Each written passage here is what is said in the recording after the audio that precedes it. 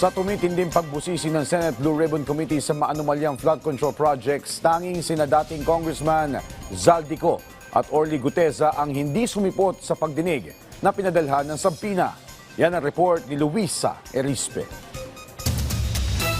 Simula pa lang ng Blue Ribbon Committee hearing, maanghang na salita agad ang binitawan ni Committee Chair at Senate President Panfilo Lacson para sa mga naninira daw sa ginagawa nilang investigasyon.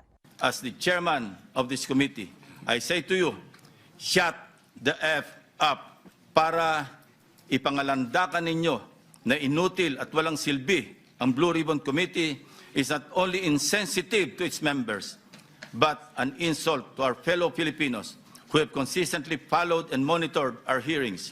Dumalo naman sa pagdinig si dating DPWH Secretary Manuel Bonoan matapos nga ipasabpina ng Senado. Kaya unang tinalakay ay ang umano'y sinadyang maling coordinates na ipinasa niya kay Pangulong Ferdinand R. Marcos Jr.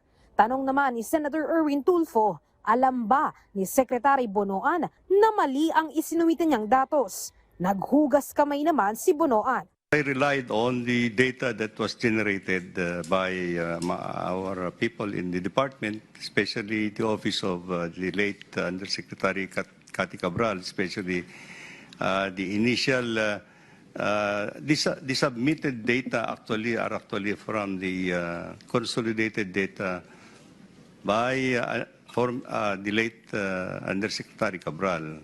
Pero nang malaman niya umanong mali ito, agad din niyang sinabi sa Pangulo na hindi actual coordinates ang naisumite at ito ay MIPS data lang.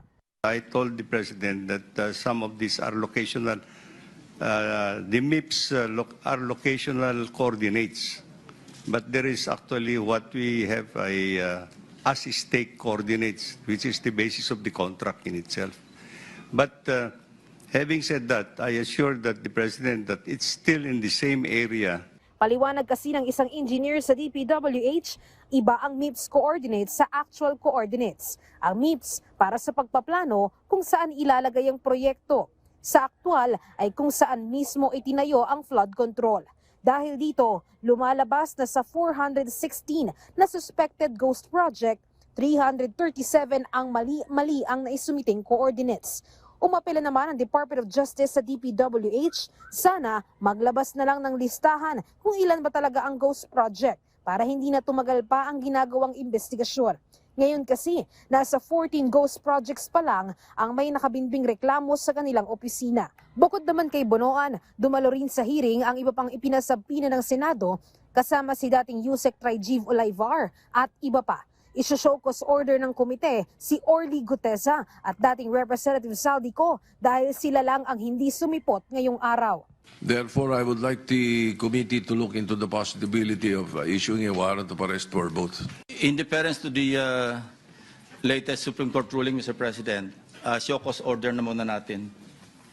And if not satisfactory, saka natin i-cite for contempt and eventually mag-issue ng warrant of arrest. The Secretariat is directed to issue show cause orders to Congressman Elizaldico and Orly Guteza. Si Henry Alcantara naman, pinayagan na ng Blue Ribbon Committee na malipat ang kustodiya sa Witness Protection Program o WPP. Nagbiro pa si Senate President Vicente Soto III at Senator Lacson na isama na ang iba pang nakakulong sa Senado dahil posibleng may bago silang ikukulong. Admit nyo na rin sa program yung iba kung mag-cooperate para mabuwasan pa rin kami rito.